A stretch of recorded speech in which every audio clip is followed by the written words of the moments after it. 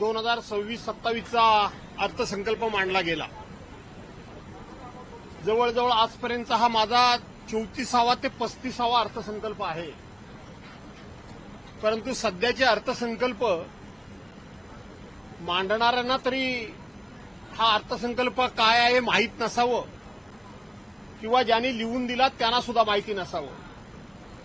यापूर्वीचे अर्थसंकल्प असे असायचे की जी कोणी योजना, जी कुठली योजनेचा उल्लेख व्हायचा त्या योजनेकरता एकूण किती खर्च येऊ शकणार आहे त्याची आकडेवारी दिली जायची। त्याचबरोबर या अर्थसंकल्पामध्ये या योजनेकरता आम्ही किती तरतूद केलेली आहे हे सांगितलं जायचं। त्या योजनेचा कालावधी सांगितला जायचा की ही योजना कधी सुरू होणार आणि ती योजना कधी संपणार। ती वार्षिक योजना आहे, ती त्रैवार्षिक योजना आहे की पंचवार्षिक योजना आहे याचा त्या ठिकाणी लेखाजोखा दिला जायचा। परंतु जर आता तुम्ही बघितलं तर बजेटचा पार्ट 1 आणि पार्ट 2 अशा पद्धतीनं बजेटची संकल्पना आणि बजेट मांडण्याची आणि बजेट सादर करण्याची प्रथा होती। पार्ट 1 मध्ये मागच्या वेळेला आपण कोणत्या योजना हातामध्ये घेतल्या, त्या योजनेची आता जवळजवळ सद्यस्थिती काय आहे, नवीन योजना आम्ही कोणकोणत्या घेतो आहोत, त्याच्याकरता मी आत्ताच म्हटल्याप्रमाणे त्याची अंदाजित रक्कम किती खर्च होणार आहे, आता आम्ही त्याच्याकरता किती तरतूद केलेली आहे आणि किती वर्षामध्ये ती योजना पूर्ण करणार, अशी 3 भागामध्ये पार्ट 1 मध्ये ही सगळी माहिती दिली जायची। आणि पार्ट 2 मध्ये आम्ही गत वर्षापेक्षा कोणकोणत्या गोष्टीवर टॅक्स माफ केलेला आहे किंवा गत वर्षापेक्षा कोणकोणत्या वस्तूवर, कोणकोणत्या योजनेवर आम्ही टॅक्स वाढवलेला आहे, जेणेकरून राज्याच्या तिजोरीमध्ये गत वर्षापेक्षा यावर्षी किती त्या ठिकाणी रेव्हेन्यू गोळा होणार आहे, किती भर पडणार आहे हे सांगितलं जायचं। किंवा जर टॅक्स माफ केला असेल तर गेल्या वर्षापेक्षा राज्याच्या उत्पन्नामध्ये किती घट होणार आहे हे सांगितलं जायचं। परंतु मी आता सांगितल्याप्रमाणे नुसतंच आपण जर बघितलं तर तुम्हाला मी उदाहरणाखातर काही योजना वाचून दाखवतो। त्यांनी काय सांगितलं की या ठिकाणी 18 एप्रिल 2026ला महात्मा ज्योतिराव फुले यांची त्या ठिकाणी 200वी जयंती आहे, त्याच्याकरता आम्ही खूप मोठा कार्यक्रम करणार आहोत। किती पैसे नाही, संत गाडगे बाबा यांच्या जयंतीला 150 वर्ष पूर्ण झालेली आहेत, त्यांच्या नावानं आम्ही संपूर्ण राज्यामध्ये AI प्रकल्प राबवणार आहोत। तरतूद किती आहे सांगितली नाही। डॉक्टर बाबासाहेब आंबेडकर यांनी महाडचं 14 तळं, या 14 तळ्याचं आम्ही सुशोभीकरण करणार आहोत, आवश्यक तेवढा निधी देऊ। निधी किती देणार आहेत सांगितलं नाही, त्याला किती खर्च येणार आहे सांगितलं नाही। हिंदू हृदय सम्राट शिवसेना प्रमुख मान्य बाळासाहेब ठाकरे यांची जन्मशताब्दी वर्ष आहे हे, या वर्षामध्ये त्यांचं स्मारक आम्ही पूर्ण करणार आहोत, परंतु त्याच्याकरता आतापर्यंत किती खर्च झाला आणि भविष्यात किती होणार आहे सांगितलं नाही। संत तुकाराम बीज सोहळा बाहेर नुकताच झाला काल 2 दिवसापूर्वी, त्याच्याकरता म्हणून आम्ही विकास आराखडा तयार केलेला आहे, त्याची इस्टिमेट कॉस्ट किती आणि खर्च किती तेही सांगितलं नाही। इतकंच कशाला की या राज्याचे उपमुख्यमंत्री सन्माननीय कैलासवासी अजितदादा पवार यांचं जे अपघाती का घातपाती निधन झालं, त्यांच्यानंतर आज जो त्यांच्या नावानं या ठिकाणी आजचा अर्थसंकल्प समर्पित केला म्हणून सांगतात, त्या बाबांचं आम्ही स्मारक उभं करणार आहोत म्हणून सांगितलं। पण त्या स्मारकाकरता किती रुपये खर्च येणार आहे, कुठे स्मारक आम्ही बांधणार आहोत, कधी सुरू करणार आहोत, सरकार बांधणार आहे का त्याच्याकरता त्यांच्या कुटुंबियांची कमिटी करणार आहे, काही सांगितलं नाही। दुसरं काय सांगितलं, केंद्रानं आपत्ती निवारणाकरता खूप मोठा निधी देण्याचं जाहीर केलंय। खूप म्हणजे किती, केंद्र जेव्हा जाहीर करतं तेव्हा त्याची आकडेवारी तुमच्याकडे असायला पाहिजे, ती नाही।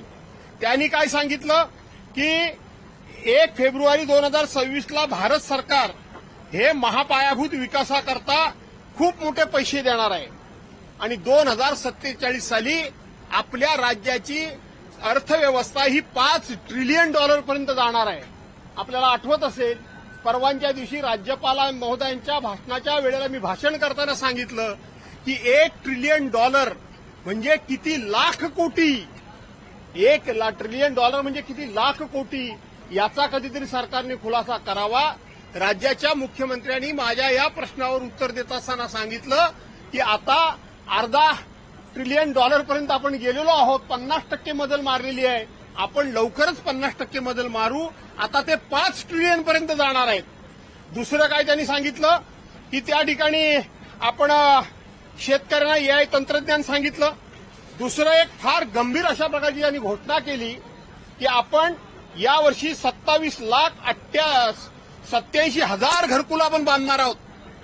आता 2022 साली देशाच्या पंतप्रधानांनी सांगितलं होतं की 2022 साली इथं प्रत्येकाच्या डोक्यावर छप्पर मिळेल, प्रत्येक जण राष्ट्रध्वज आपल्या घरावर फडकविल.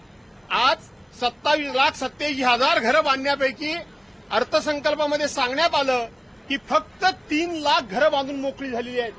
याचा अर्थ संपूर्णपणे अर्थसंकल्पामध्ये सत्याचा आलाप आहे, सत्य लपवण्यात आलेलं आहे. जशी निवडणुकीमध्ये लोकांची फुकटची मतं मिळवण्याकरता भाषणं होतात, तशाच प्रकारचं आजचं अर्थसंकल्पाचं भाषण होतं. यापेक्षा या भाषणाला कुठल्याही प्रकारची काहीही किंमत नाही. त्यांनी अनेक ग्रीनफील्ड रोड आम्ही तयार करणार म्हणून सांगितले, अनेक सिमेंटचे रोड करणार म्हणून सांगितले, मुख्यमंत्री ग्रामविकास मार्फत आम्ही रोड करणार म्हणून सांगितलं. कशातून करणार? त्याला आउटलेट किती आहे, त्याला किती निधी लागणार आहे? आपल्याला आठवत असेल की आपण गेल्या वर्षी जे आपल्या राज्याचं बजेट झालं 5,60,000 कोटीचं, जे बजेट 5,60,000 कोटी, 5,60,000 आणि 463 कोटीचं गेल्या वर्षी बजेट होतं. त्यातले विकासावर पैसे फक्त खर्च झाले, ते विकासावर खर्च झाले 2,54,000 आणि 560 कोटी. 2,54,000 आणि 560 कोटी. याचा अर्थ राज्याच्या एकूण महसुलाच्या फक्त आणि फक्त 23% रक्कम ही गेल्या वर्षी खर्च झालेली आहे. आज राज्याच्या डोकीवर 9,32,000 आणि 242 कोटी, 9,32,000 आणि 242 कोटीचं कर्ज आहे.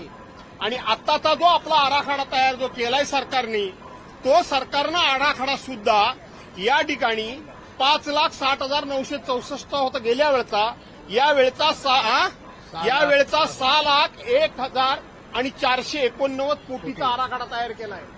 आणि त्याच्यामध्ये गेल्या वेळेला जी तूट होती ती 45,898 कोटीची होती.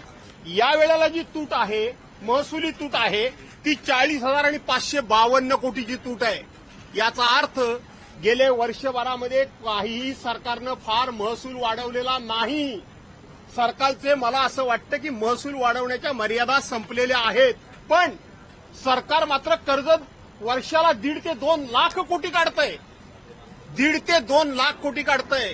इथं कर्जावर कर्जाचे हप्ते, व्याज, पगार, पेन्शन आणि सरकारी देणी ही जर बघितली तर जवळ 73 ते 74% महसुलाच्या रक्कम ही त्या ठिकाणी या गोष्टीवर खर्च होते आणि राज्याच्या विकासावर 22 ते 23% फक्त रक्कम खर्च होते. कशा पद्धतीने तुम्ही 1 ट्रिलियनची या ठिकाणी इकॉनॉमी तयार करणार? लोकांना फसवण्याचं काम या ठिकाणी करतायत. हे सरकारी आकडे आहेत, हे माझे आकडे नाही आहेत. आणि म्हणून आपल्या सर्वांना मी एवढंच सांगतो की हा अर्थसंकल्प म्हणजे फक्त आणि फक्त एक वाचनाचा कार्यक्रम होता. कुठल्याही प्रकारचा कुठल्याही योजनेवर किती खर्च होणार, किती दिवसात पूर्ण करणार, त्याला तरतूद किती आहे, असा एकही आयटम नसलेला हा पहिला अर्थसंकल्प आहे. आणि म्हणून हा अर्थसंकल्प शेतकऱ्यांना कर्ज देत असताना पात्र ह्याच्यामध्ये मोठी मेक आहे असं मला वाटतं. आणि म्हणून जे काही सरकार पुढे भविष्यात करेल ते आपल्या सर्वांना दिसेल. तूर्त एवढंच. धन्यवाद. सर एक प्रश्न आहे.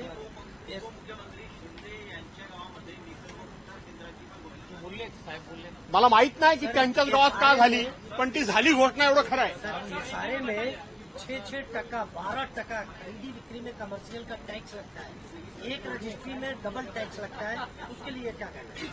ऐसा है, वो तो है, लेकिन यहाँ कोई आपने जो बोला डबल कमर्शियल टैक्स लगता है, मैंने तुमको बताया जब जीएसटी है और सब एकल टैक्स, गवर्नमेंट ने जब कहा था कि जीएसटी लागू होगी तो बाकी टैक्सेस सब क्या हुआ, खत्म हो जाएंगे, लेकिन वैसा दिखाई नहीं देता है। जीएसटी भी वसूला हो जाता है और भी टैक्सेशन लिया जाता है। मीठी नदी का 20 साल हो गया, अभी तक वॉल का काम नहीं हुआ। बजट पे बात करेंगे, बाकी बातें और टाइम करेंगे। ऐसा है कि आज का बजट, ये बजट मैंने करीब 35 साल में ये बजट देखा, लेकिन ऐसा बजट मैंने कभी नहीं देखा। ये जगलरी बजट है। इस बजट में कौन से स्कीम पे कितना उसका एस्टीमेट कॉस्ट है, वो एस्टीमेट कॉस्ट कब इस साल में उसको कितना प्रोविजन किया है, कब ये योजना पूरी हो जाएगी, इसका कोई आराखड़ा नहीं। बजट में 2 पार्ट होते हैं, एक पार्ट नंबर 1 और पार्ट नंबर 2। पार्ट नंबर 1 में लास्ट ईयर में हमने जो कमिटमेंट दी थी उसका क्या हुआ, अगले साल में हम क्या करने वाले हैं, उसको हम पैसा कहां से लाने वाले हैं, उसको हम कहां से पैसा लाएंगे, कितना पैसा इस साल में खर्चा करेंगे, ये स्कीम कितने साल में पूरी हो जाएगी, ये बजट पार्ट 1 में रहता है। और पार्ट 2 में टैक्सेशन के बारे में, और अगर टैक्स बढ़ाया होगा कौन सी चीज पे तो उसका उल्लेख होता है, कम किया होता है तो उसका उल्लेख होता है। ऐसा बजट होता है। लेकिन ये बजट सिर्फ और सिर्फ पढ़ाया गया, उससे बाकी इसमें इसको बजट नहीं बोला जाता।